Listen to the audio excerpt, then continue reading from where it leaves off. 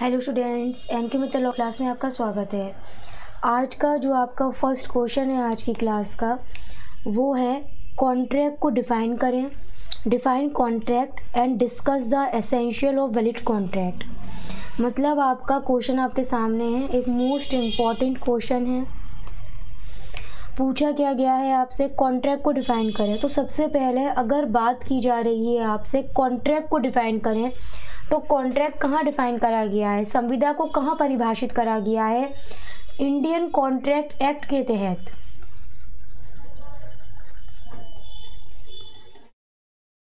Indian contract act के section 2 subsection H में contract को डिफ़ाइन करा गया है। कोई भी ऐसा एग्रीमेंट जो लॉ के द्वारा इन्फोर्सेबल है वो कॉन्ट्रैक्ट कहलाता है।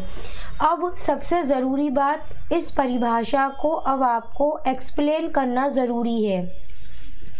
कोई भी एग्रीमेंट जो लॉ के द्वारा इन्फोर्सेबल है, मतलब क्या हुआ? मतलब हुआ एग्रीमेंट प्लस इन्फोर्सिबिलिटी, इसको मिलाकर बनता है कॉन्ट्रैक्ट। पर पहले ये जान लो कि एग्रीमेंट क्या होता है, जिसे डिफाइन करा गया है सेक्शन 2 सबसेक्शन E में। क्या परिभाषा है एग्रीमेंट की? Every promise and every set of promise forming the consideration for each other is an called agreement. अब इस एग्रीमेंट की डेफिनेशन को भी एक्सप्लेन करो, क्योंकि इस एग्रीमेंट की डेफिनेशन को सभी समझ पाओगे जब पहले पता होगा what is the meaning of promise, जिसे डिफाइन करा गया है कॉन्ट्रैक्ट एक्ट के ही सेक्शन 2 सबसेक्शन B में। कोई भी प्रपोजल जैसे ही एक्सेप्टेड हो गया वो प्रोमिस बन जाता है।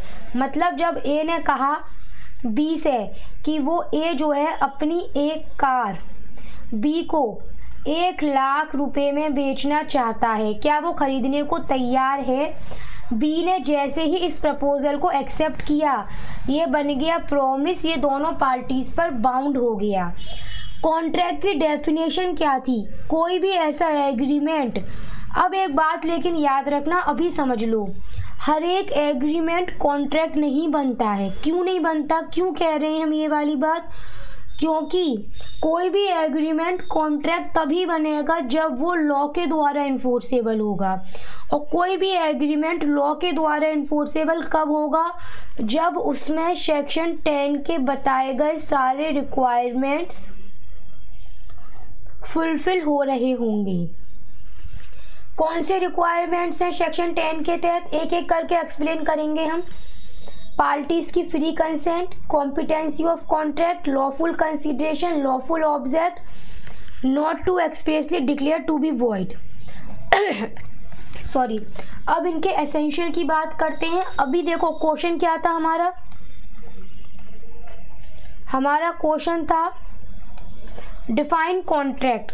डिफाइन कॉन्ट्रैक्ट के तहत हमने बहुत अच्छी तरह उसको एक्सप्लेन करा। हमने कॉन्ट्रैक्ट को डिफाइन करा, हमने एग्रीमेंट को बताया, हमने ये जाना कि कोई भी एग्रीमेंट इन्फोर्सेबल बाय लॉ कब बन जाएगा, कब वो कॉन्ट्रैक्ट की कैटेगरी में जाएगा, प्रॉमिस का मीनिंग क्या है।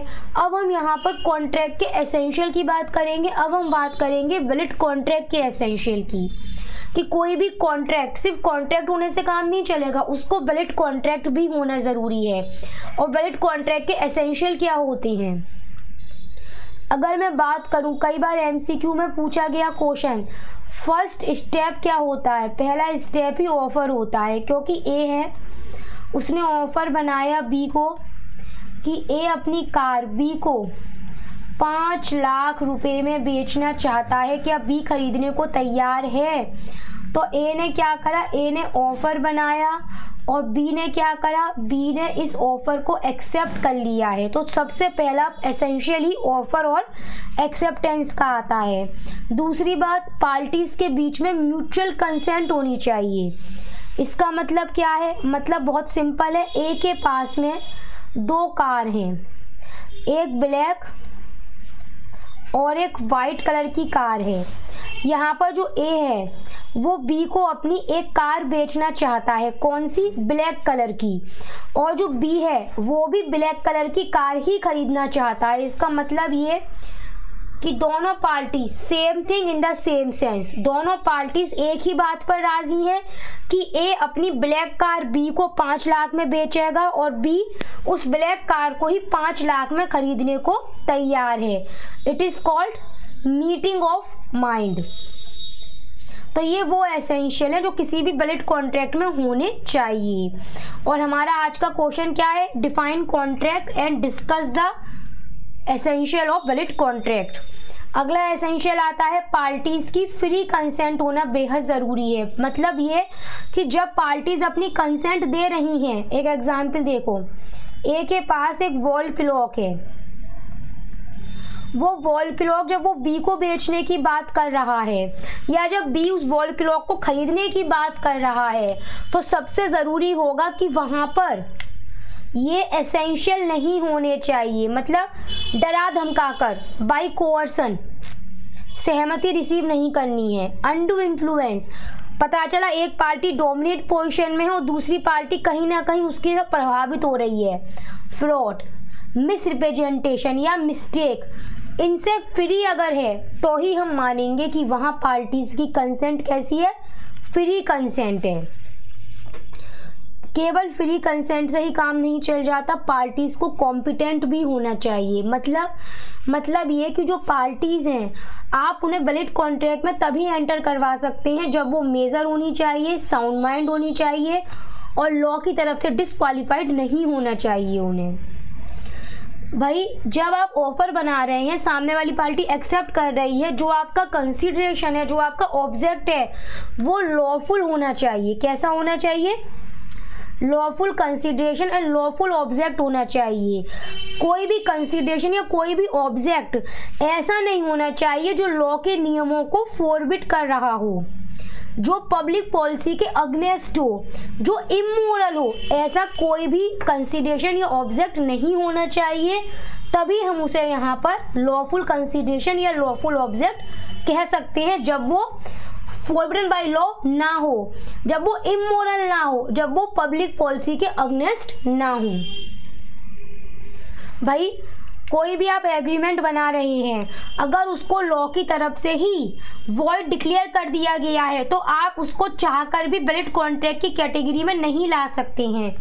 For example, Indian contract act का सेक्शन 27 रेस्ट्रेंट ऑफ ट्रेड, अगर ए है, ए जो है वो इस बी से कहता है कि बी हम आपको 1 लाख रुपए देंगे। क्यों देंगे, आप इस पार्टिकुलर एरिया में कोई भी बिजनेस नहीं करेंगे, आप इस पार्टिकुलर एरिया में कोई बिजनेस नहीं करेंगे। तो एक तरह से क्या कर रहे हैं, ये जो एग्रीमेंट है वो सामने वाली पार्टी को बिजनेस करने से, ट्रेड करने से रेस्ट्रेंट कर रही है। और कोई भी ऐसा एग्रीमेंट जो सामने वाली पार्टी को बिजनेस करने से रेस्ट्रेंट करती है वो वॉइड होता है, उसे आप चाहकर भी वैलिड नहीं कर सकते हैं। कुछ एक्सेप्शनल कंडीशन है, वो एक अलग बात है। उसमें सबसे बड़ी एक बात ये होती है, अच्छा एक एग्जाम्पल देखो, ए कहता है बी से कि वो उसे अपनी कार बेचना चाहता है, या तो वो 2 लाख रुपए में बेचेगा या फिर वो उसे 3 लाख में बेचेगा। यहाँ पर सर्टेनिटी नहीं है, वैलिड कॉन्ट्रैक्ट में सर्टेनिटी होनी चाहिए, परफॉर्मेंस पॉसिबल हो। ए कहता है बी से कि वो उसे 1 लाख रुपए देगा अगर बी ए के मरे हुए बेटे को दोबारा से जीवित कर देता है, तब परफॉर्मेंस पॉसिबल नहीं है। जबकि ज़रूरी ये होता है कि दोनों पार्टीज़ की तरफ से परफॉर्मेंस पॉसिबल होनी चाहिए। तो आज का जो आपका क्वेश्चन था, यहाँ पर क्या क्वेश्चन था आपका जो क्वेश्चन था आज का यहाँ पर, define contract and discuss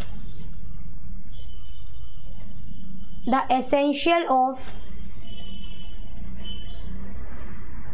valid contract, वो यहाँ पर कंप्लीट होता है।